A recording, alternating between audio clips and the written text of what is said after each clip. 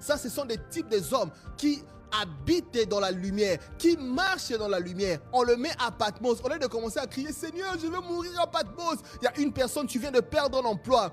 À la place de crier, Seigneur, je veux perdre un emploi. À la place de crier, j'ai perdu mon emploi. Dieu est en train de te dire, fils de l'homme, repositionne-toi à la lumière. Arrête la complaisance. Arrête la religion. Fils de l'homme, prophétise. Et ce que j'aime beaucoup avec cette parole, nous allons continuer. Qu'est-ce que la parole dit? Ézéchiel se trouve dans la présence de Dieu. Et quand l'ange prend la pierre, il touche sa bouche. Et qu'est-ce que l'ange lui dit? L'ange lui dit ceci. Ceci a touché tes lèvres. Ton iniquité est enlevée et ton péché est expié. Vous savez, il y a certains manques de foi, certaines paroles de manque de foi qui sortent de nos bouches. C'est à cause des iniquités qui sortent de notre bouche. C'est-à-dire quand on est souvent, de temps en temps tu te dis moi je suis Bantou, de temps en temps tu te dis moi je suis le fils de. En fait tu as du mal à te positionner dans la lumière de Jésus-Christ. À cause de cela, qu'est-ce qui arrive? Ça devient l'iniquité, ça devient un péché. Et ici il lui dit, ça c'est un prophète. Le prophète il marche avec des péchés et l'iniquité.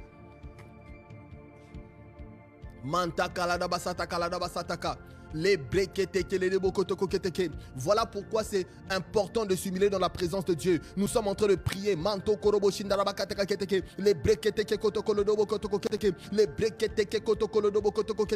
prions dans le nom puissant de Jésus. Nous prions dans le nom puissant de Jésus.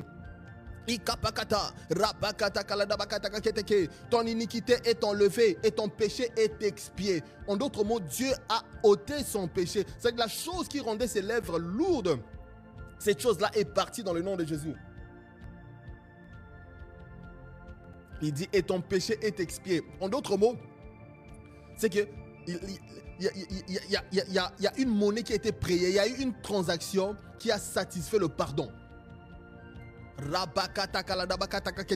Pourquoi? Parce que cet homme devait prophétiser sur la venue de Christ.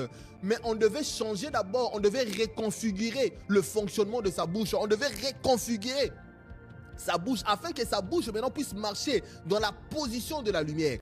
On sait que j'aime beaucoup dans la vie de cet homme, c'était la suite. L'Éternel vient poser la question. Manta kaladabakata. Rabakata kaladabakataka. Quelle était la question? Et finalement, comme le ciel n'aime pas laisser le vide, le ciel s'est dit, oh non, lui maintenant il a reçu la capacité du ciel. Il a reçu la lumière qui peut émaner sur la terre. Mais avant que cette lumière émane, on a besoin de collaborer avec lui pour savoir, est-ce que veux-tu quelque chose de nous? Voici ce que la Bible dit. J'ai entendu la voix du Seigneur disant, qui marchera pour nous? J'ai répondu, me voici. Envoie-moi. Ah! La Bible est compliquée. J'ai entendu une voix du Seigneur disant, qui enverrai-je? Et qui marchera devant nous? Non, mais ça c'est quand même compliqué. Mais ce n'est pas notre sujet d'aujourd'hui. Dieu pose la question directement à un homme.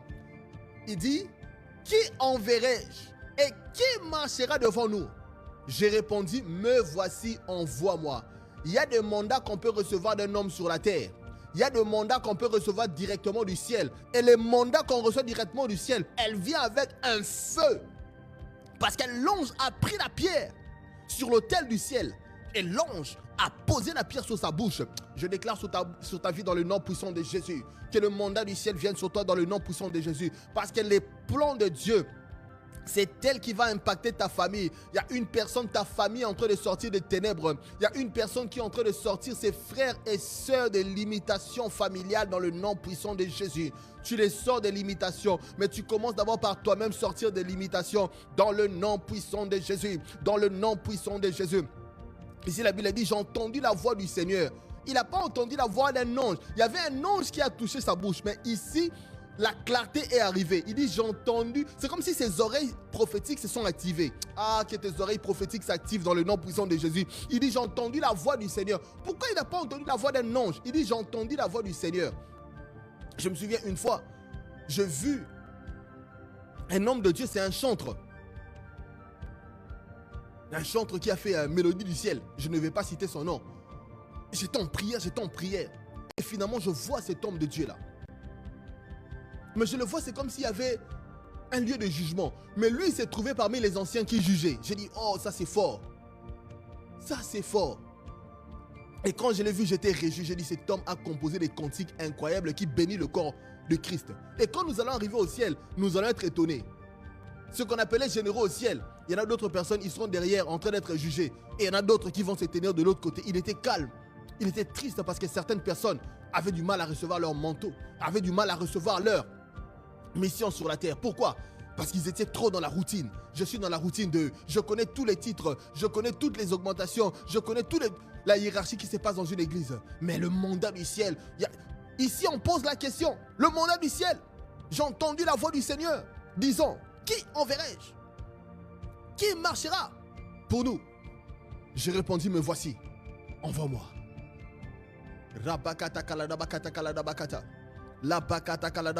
Je connais un homme qui a lancé une mission qu'on appelait la guerre des hôtels. Cette personne-là m'a béni avec son message, la guerre des hôtels. Parce qu'un jour, je me suis retrouvé en train de prier sur la guerre des hôtels. Et à cause de la guerre des hôtels, il y a des hôtels de ma famille qui étaient en train d'influencer ma vie. Je ne savais pas où se trouvaient ces hôtels. Mais quand il a commencé à enseigner, c'est comme si le ciel, au fait, utilisait sa bouche pour me dire où se trouvaient les hôtels. Et quand j'ai commencé à prier contre les hôtels de ma famille, les hôtels ont commencé à se briser. Et me voici, je me trouve devant vous. Parce que si certains hôtels ne sont pas brisés, Dieu envoie un prophète quelque part. Il dit, vas-y à la maison du roi. Parce que le roi avait commencé à influencer la population avec un hôtel de Baal dans sa maison. Et le prophète arrive, il commence à parler directement à l'hôtel. Dieu lui donne l'instruction, quand tu arrives, ne parle pas au roi, respecte le roi, mais parle à l'hôtel. Et le prophète arrive, il déclare, hôtel, hôtel. Il commence à parler à l'hôtel. Hôtel, hôtel, il déclare des paroles que Dieu lui avait données. Et le roi s'est énervé, pourquoi? Parce que cet hôtel-là avait convaincu le roi que la source de sa royauté, c'était l'autel. Et le roi veut lever la main. Arrêtez ce prophète. Et quand il lève la main, la Bible dit, directement sa main est devenue sec. Fils de l'homme, prophétise. Dieu te dit, fils de l'homme, prophétise. C'est la nuit. Fils de l'homme, prophétise. Parle. Tu vois le négatif. Tu vois que l'ennemi est en train d'attaquer tes finances. Tu vois en vision, tu dors, surtout au Canada, trop de burgers, trop de fromage. Tu as bu. Ton corps est devenu une machine à produire de la graisse. Dieu te dit, lève-toi, fils de l'homme, prophétise. Parle quand tu vois l'ennemi en train de lancer des flèches. Dieu te dit maintenant, lève-toi, commence à renvoyer les flèches. Parce que si tu ne renvoies pas les flèches, un jour tu verras seulement, ah, ma jambe, j'ai mal à la jambe. I break. Je brise au nom puissant de Jésus.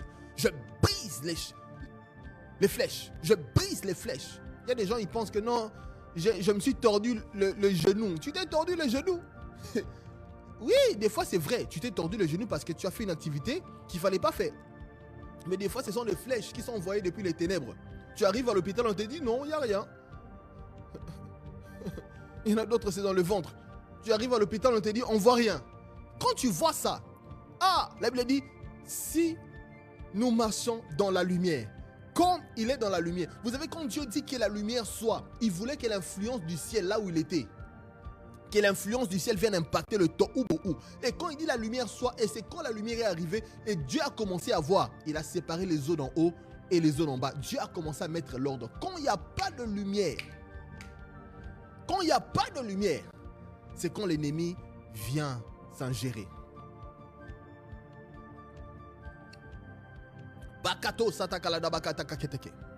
Ézéchiel, la première chose, c'était la purification. La Bible dit, Jésus-Christ nous a réconciliés. Il nous a réconciliés avec Dieu. Et pas seulement ça, il nous a réconciliés avec la justice de Dieu. Ça veut dire que quand Dieu te voit, il ne voit pas ton péché, il voit Jésus avec la justice de Jésus ici. Il voit toi avec la justice de Jésus. Le problème, le diable vient souvent te rappeler. Tu te souviens, hier tu es tombé dans ton péché d'hier. Tu es tombé dans ton péché d'hier. Mais ce soir, nous sommes en train de prier. Nous brisons Pharaon. Je brise tes chars. Parce que, en fait, c'est ça que Pharaon veut faire. C'est ça que le malin veut faire. C'est ça que le diable veut faire. C'est te rappeler ton péché d'hier. Mais parle à Pharaon. Parle à ton addiction. Parle à ton péché. Tu dis, tu es englouti dans la mer au nom de Jésus. Tu es englouti dans la mer au nom de Jésus. Je vois une personne, tu as l'insomnie. Et je prie pour toi. Le Dieu qui m'a appelé maintenant. Ces esprits qui te maintiennent debout dans le nom puissant de Jésus, te lâche maintenant dans le nom puissant de Jésus. Te lâche maintenant dans le nom puissant de Jésus. Que la paix de notre Seigneur Jésus-Christ, qui surpasse toute intelligence, vienne sur toi. Les breketeke kotokolodobo kotokoketeke. Les breketeke kotokolodobo kotokoketeke. Les breketeke kotokolodobo kotokoketeke. Il y a un prophète dans la Bible qu'on appelle Ézéchiel. Ézéchiel, il fait 390 jours. Dieu lui dit, dors à droite, par terre. Aujourd'hui, vous dormez avec des matelas. Dieu lui dit, dors 390 jours. 93 jours, pardon. Et dors 40 jours du côté gauche. Et quand tu finis cet exercice, il dit, lève-toi maintenant, assiège la ville. C'est-à-dire qu'en fait, il y a des temps de prière. Quand tu finis ces temps de prière-là, Dieu maintenant te dit, tu as assiégé tes ennemis. Je te vois assiéger tes ennemis. Je te vois assiéger tes ennemis. As-tu déjà prié? Tu prends chaque vendredi du mois, ou tu prends même un vendredi veillé de prière. Et quand tu arrives au 12 mois, je me souviens une fois, j'étais jeune dans la foi. Je me suis dit chaque vendredi, non pas chaque vendredi, au moins un vendredi par mois, je vais veiller, je vais prier. Et des choses que Dieu m'a montrées. Et quand Dieu a commencé à me montrer, il dit, fils de l'homme, prophétise, parle contre ces choses. Et j'ai détruit certaines choses. Et j'ai rebâti, j'ai reconstruit certaines choses. J'ai reconfiguré certaines choses dans ma vie. Et je crois que ce même Dieu est sur le point de faire ça sur ta vie. Dans le nom puissant de Jésus. Nous allons aller dans Ézéchiel chapitre 37. Ce prophète à qui Dieu, si vous allez dans le chapitre 6 ou chapitre 4 si je ne me trompe pas, Dieu lui dit 393 jours, tu te couches à droite. 293 jours, tu te couches à droite. Et ensuite, l'autre, tu prends 40 jours, tu te couches de l'autre côté. Vous savez comment ça fait mal? Même dormir sur le matelas, ça fait déjà mal. Et dit, quand tu as fini cet exercice, tu as assiégé tes ennemis. Et l'homme, tellement qu'il a fait cet exercice spirituel, à un moment donné, il devient agile. Et voici ce que la Bible dit. Voilà pourquoi c'est important. Quand on vous donne rendez-vous de prière à ton église, va prier. Parce qu'à un moment donné, Dieu va te donner ce qu'on appelle l'agilité en esprit. Et voici ce que la Bible dit. Manto korobo satakaya. Bakato sotokoro mondikaya. Likamando sotoko paradosh kata. Lekepekete. Zuzuki namande. Le brusutu kupaya. Paikoto. Karabando. Lo sitakamande. La Bible dit, la main de l'Éternel fut sur moi. Juste pour comprendre le contexte. Comment il est devenu flexible dans la présence de Dieu. La main de l'Éternel fut sur moi. Et l'Éternel me transporta en esprit et me déposa dans un milieu d'une vallée remplie d'ossements. Il me fit passer auprès d'eux tout autour, et voici, ils étaient fort nombreux à la surface de la vallée. Et ils étaient complètement secs. Ici, cet homme à qui Dieu a demandé dans le passé, prend 293 jours, dort à droite, et 40 jours, dort à gauche. Et vous savez qu'est-ce qui est arrivé? Plus tard, vous savez, un homme ne sort pas seulement devant les gens, se présente, commence à parler. C'est vrai, il y a la reconnaissance du ministère. Mais il y a des choses qu'on reçoit dans la présence de Dieu. Et ça, c'est un homme, il devient tellement flexible dans la présence de Dieu. Et la Bible dit, la main de l'Éternel fut sur moi. Et l'Éternel me fit transporter en esprit. C'est-à-dire que Dieu lui-même était en synchronisation avec un prophète et il l'emmène dans une vallée. Pourquoi? Parce que Dieu veut t'emmener dans les hauteurs. Dieu veut que tu changes ta famille. Dieu veut que tu changes ton futur. Dieu veut que tu changes ta famille. Il y a des opérations qui doivent se passer. Voilà pourquoi nous sommes en train de prier. Nous prions dans le nom puissant de Jésus. Tu pries maintenant dans le nom puissant de Jésus. Tu prophétises sur ta famille dans le nom puissant de Jésus. Les ténèbres ne régneront pas toujours sur ma famille. Les ténèbres ne régneront pas toujours dans mon travail. Les ténèbres ne me régneront pas toujours sur ma relation avec Dieu. À chaque fois que je vais prier, j'ai l'impression qu'il y a une force qui veut m'empêcher de prier. Je brise cela dans le nom puissant de Jésus. Je prophétise contre ces choses. Je prophétise contre les ténèbres. Je dissipe cela dans le nom puissant de Jésus. Je dissipe les ténèbres qui influencent ma vie dans le nom puissant de Jésus. Dissipe les ténèbres dans le nom puissant de Jésus. Les ténèbres qui tiennent tes mains à aller faire des choses qui sont contraires à la volonté de Dieu, contraires à la pensée de Dieu. Dissipe cela dans le nom puissant de Jésus. Il y a des voix qui viennent te dire vas-y fais ceci, vas-y dis telle chose à telle personne. Tu fais du mal, tu sais que tu fais du mal mais tu continues à le faire. Ce soir nous brisons ces voix dans le nom puissant de Jésus. Ce soir nous interdisons ces voix de mauvaise influence. Nous dissipons ces nuages-là, parce qu'ils viennent dans les nuages, dans des formes de nuages, et ils commencent à te souffler comme des corbeaux. Allez, vas-y, fais ceci, vas-y, dis-lui ceci. Mais tu fais du mal, tu fais du mal, tu fais du mal.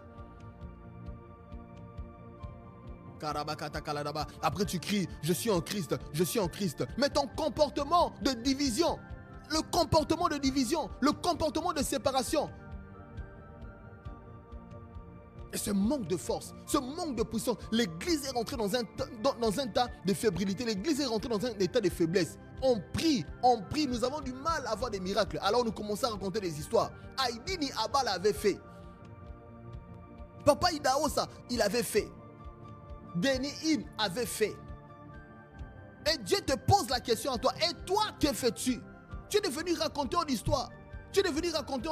Vas-y écrire les fables. Dieu te pose la question, fils de l'homme, que fais-tu? Tu es devenu raconteur d'histoire. Dieu te dit, fils de l'homme, prophétise. Voilà pourquoi nous sommes dans Ézéchiel. Les pakato, sotoko parado, paradosh kata.